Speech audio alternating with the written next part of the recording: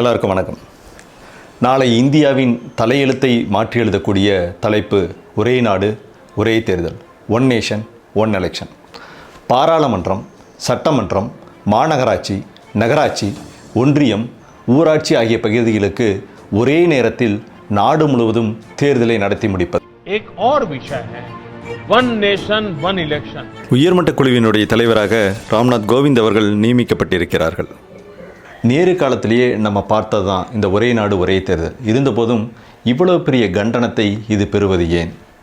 இந்திய அரசியலமைப்பு சட்டத்தினுடைய அடிப்படை இந்த பிரியாம்பிள் ஆகும். இந்த பிரியாம்பில் உள்ள டெமோக்ராட்டிக் ரிப்பப்ளிக் என்ற வார்த்தையே கேள்விக்குறியாக்கப்படுகின்றன என்ற வாதம் வலிக்கிறது. ராகுல் காந்தி அவர்கள் இது மாநிலத்தின் அதிகாரத்தின் மீது கை வைக்கும் செயல் என்று குறிப்பிடுகிறார். நாட்டையும் நாட்டு மக்களையும் அச்சத்திலும் பதற்றத்திலும் வைக்கும் ஒரே நாடு ஒரே தேர்தல். One nation, one election. Government sets motion in process. இந்திய அரசியலமைப்பு சட்டத்தை புரிந்து கொள்வது சற்று சிக்கலான முறைதான். India is federal in nature, but it has some unitary powers என்று சொல்கிறார்கள். அதாவது எல்லா மட்டங்களிலும் அதிகாரம் பரவலாக்கப்பட்டிருக்கும். ஆனால் குதிரைக்கு போடப்பட்டிருக்கிற கடிவாளங்களைப் போல ஒரு சில அதிகாரங்கள் மட்டும் ஒன்றியத்தின் கையிலேயே இருக்கும் என்று சொல்கிறார்கள். இதைத்தான் குவாசி ஃபெடரல் என்று கூட சொல்வார்கள். இந்திய அரசியலமைப்பு சட்டத்தின் 83வது பிரிவு, 172வது பிரிவு, 14வது பிரிவு, இன்னும் நிறைய பிரிவுகளை நாம் திருத்தம் செய்ய வேண்டியுள்ளது. அதனால் கூட்டாட்சி முறையே கேள்விக்குறையாக்கப்படுகிறது என்ற வாதம் இங்கு வலிக்கிறது. இந்த உயர்மட்ட குழு 3 முக்கிய காரணங்களை குறிப்பிடுகின்றன. தேர்தல் தொடர்ந்து எல்லா மாநிலங்களிலும் நடந்து கொண்டிருக்கக்கூடிய வேளையில் அத்தனை அரசு அதிகாரிகளும் அரசியல்வாதிகளும் அவர்களுடைய துறையில் கவனத்தை செலுத்தாமல் அரசியல் வேலையிலேயே கவனத்தை செலுத்த வேண்டியுள்ளது. அதனால் ஒரே நாடு ஒரே தேர்தல் அவசியம் என்ற வாதத்தை வைக்கிறார்கள். ஒரு தேர்தலை நடத்துவதற்கு முன்னர் election commission model code of conduct என்பதை அறிவிக்கும். மாடல் கோட் ஆஃப் கான்டக்டை அறிவித்த பின்னர் எந்த ஒரு நலத்திட்டங்களையும் முக்கிய திட்டங்களையும் மக்கள் நலன் சார்ந்த திட்டங்களை கூட நாம் அறிவிக்க முடியாது. ஆகவே ஒரு குறிப்பிட்ட காலம் நாம் எந்த ஒரு திட்டங்களையும் அறிவிக்க முடியாத நிலை ஏற்படுவதால் நாட்டினுடைய வளர்ச்சி பாதிக்கப்படுகிறது என்ற வாதத்தையும் முன்வைக்கிறார்கள். இந்த 2 காரணங்களுமே என்னை பொறுத்தவரையில் ஒரு வலுவான காரணமாகத்தான் கருதுகிறேன். ஏனென்றால் இதனால் உண்மையிலேயே நாட்டினுடைய வளர்ச்சி பாதிக்கப்படுவதாகத்தான் தோன்றுகிறது. இவர்கள் 3வது முக்கிய காரணங்களாக முன்வைப்பது ஒரு பொது தேர்தலுக்கு ஏறத்தாழ 60,000 கோடி செலவிடப்படுகிறது. இந்த 60,000 கோடியில் ஏறத்தாழ 2,000 கோடியை மீதம் செய்யலாம் நாடு முழுவதும் தேர்தலை நடத்தி முடிக்கும் வேளையில் என்று கூறுகிறார்கள். ஆனால் இந்த வாதத்தை என்னால் ஒரு வலுவான வாதமாக எடுத்துக்கொள்ள முடியவில்லை. காரணம், மத்திய பட்ஜெட்டோடு ஒப்பிடுகையில் மத்திய பட்ஜெட்டின் அளவு ஏறத்தாழ 40 லட்சம் கோடி. அதோடு ஒப்பிடுகையில் இந்த 2,000 கோடி என்பது சொற்பமே. அதனால் இதை ஒரு பலவீனமான வாதமாகத்தான் நான் பார்க்கிறேன். இந்த ஒரே நாடு ஒரே தேர்தல்ங்கிறது நமக்கு என்ன புதுசு ஒன்றும் கிடையாதுங்க. இந்தியா சுதந்திரம் அடைந்ததற்கு பிறகு 1951, 52 காலகட்டங்களிலும் சரி, 1957 காலகட்டங்களிலும் சரி, 1962, 67 ஆகிய 4 முறையும் ஒரே நாடு ஒரே தேர்தலாக நடந்துச்சு. நாடு முழுமைக்கும் ஒரே நேரத்தில் தேர்தல் நடத்தி முடிக்கப்பட்டது. ஆனால் இந்த ஒரே நாடு ஒரே தேர்தலை முதல்ல கேள்விக்குறியாக்கின மாநிலம் உத்தரப்பிரதேஷ் தாங்க. 1968ஆம் ஆண்டு ஆட்சி ஏற்ற 1 ஆண்டு காலத்துக்குள்ளேயே உத்தரப்பிரதேச மாநிலத்தில் ஆட்சி கலைக்கப்பட்டது. அதனால் ஒரே நாடு ஒரே தேர்தல் சற்று கேள்விக்குறியாக்கப்பட்டது. பின்னர் 1970ஆம் ஆண்டு முதலில் மத்திய அரசு கலைக்கப்பட்டது. மாநில அரசு இயங்கிக் கொண்டிருக்கும் நிலையில் மத்திய அரசு கலைக்கப்பட்ட போது இந்த ஒரே நாடு ஒரே தேர்தல் முற்றிலுமாக கேள்விக்குறியாக்கப்பட்டது. அதன் பிறகு ஒரே நாடு ஒரே தேர்தல்ங்கிறது இனிமேல் சாத்தியமே இல்லை அப்படிங்கிற இடத்துக்கு நின்னது. ஆனால் ஒரு ஸ்டாட்டிஸ்டிக்ஸ் ரிப்போர்ட் சொல்லுது, மாநிலத்துக்கென்று தனித்தனியாக தேர்தல் நடந்த பொழுதுதான் மாநிலத்தின் நலன் மக்கள் முன்பு வைக்கப்பட்டு தேர்தல் நடத்தப்பட்டது.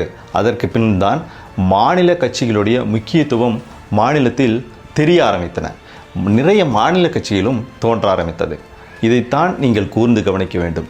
எப்பொழுது மாநில கட்சியில் வளர்ச்சியடைய தொடங்கியதோ அப்பொழுது மத்தியில் உள்ள பெரும் பலத்தை கொண்டிருந்த பெரிய கட்சிகளெல்லாம் வீழ்ச்சியடைய தொடங்கின. எப்பொழுது மாநிலத்துக்கென்று தனித்தனியாக தேர்தல் நடந்ததோ அப்பொழுது மாநில கட்சிகள் உயரம் பெற்று மத்திய கட்சிகள் வீழ்ச்சியடைய தொடங்கின. இதில் நமக்கு நிறைய கேள்விகள் எழுகின்றன. ஒரு பொது தேர்தலையே 2 மாதம் 7 கட்டங்களாக நடத்தக்கூடிய நம்ம ஒரே நாடு ஒரே தேர்தலை பற்றி பேசிகிட்டு இருக்கோம். சரி, உதாரணத்திற்கு ஒரு மாநிலம் ஆட்சி அமைத்து 2.5 ஆண்டுகள் அல்லது 3 ஆண்டுகள் கழித்து அந்த ஆட்சி கலைக்கப்படுகிறது என்று வைத்துக்கொள்ளுங்கள். மீதமுள்ள 2 ஆண்டுகளுக்கு மறுதேர்தல் நடத்துவது சாத்தியமா? சாத்தியமில்லை. அப்படி நடத்தினாலும் அது அபத்தமாக தோன்றும். அப்போ நமக்கு இருக்கக்கூடிய வாய்ப்பு என்ன? ஒரே ஒரு வாய்ப்பு தான். 356 பிரிவை பயன்படுத்தி கவர்னர் ஆட்சியை கொண்டு வருவது. 2 ஆண்டு காலத்திற்கு அந்த கவர்னர் ஆட்சியை அந்த மாநிலத்தில் அமல்படுத்துவது. சரி, அதே போன்று அடுத்தடுத்த மாநிலங்களுக்கும் நீங்கள் கவர்னர் ஆட்சியை நடைமுறைப்படுத்தினால் மக்களாட்சி என்ற தத்துவமே கேள்விக்குறியாக்கப்படாதா? 1970 நடைபெற்றது போன்ற, உதாரணத்திற்கு ஒரு மத்திய அரசு ஆட்சியை அமைத்து 1 ஆண்டு காலத்திற்குள் ஆட்சி கலைக்கப்படுவது என்று வைத்துக்கொள்ளுங்கள். பின்னர் என்ன நடக்கப் போகுது? இருக்கக்கூடிய அந்த 4 ஆண்டுகளுக்கு நம்ம பிரசிடென்ட் ரூலை அமல்படுத்த போகிறோமா? அது சாத்தியமில்லை.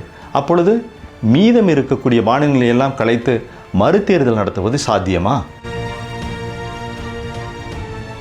இங்கே வைக்கக்கூடிய வலுவான வாதமே வருடம் முழுவதும் தேர்தல் நடப்பது போன்ற உணர்வை ஏற்படுத்துகிறது என்கிற வாதம்தான் வலுவாக இங்கு வைக்கப்படுகிறது.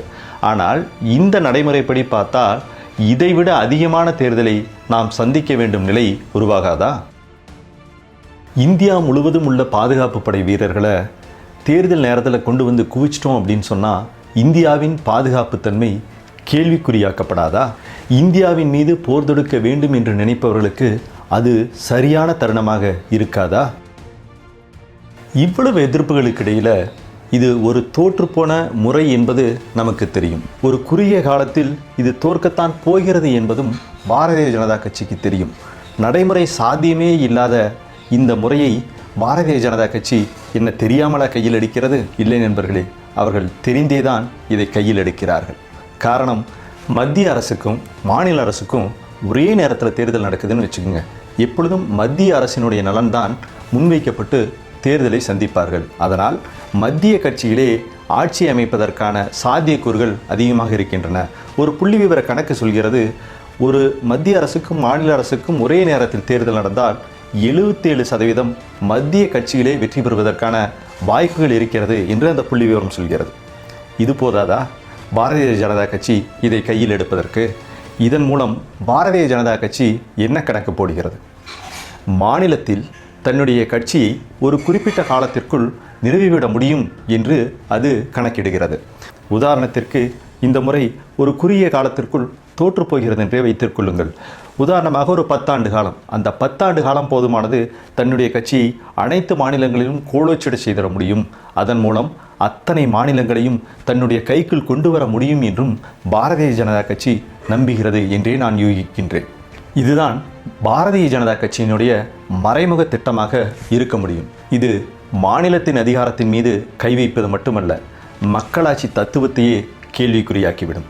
இது கூட்டாட்சி முறையிலிருந்து கொஞ்சம் கொஞ்சமாக ஒற்றையாட்சி முறைக்கு நகர்த்தி பின்னர் நாளைய சர்வதிகாரத்திற்கு வழிவகுக்கும் என்பதை நீங்கள் புரிந்து கொள்ளுங்கள். இது மட்டும் நடந்தால் நோ நேஷன், நோ எலெக்ஷன். நாடும் இல்லை, இனி தேர்தலும் இல்லை.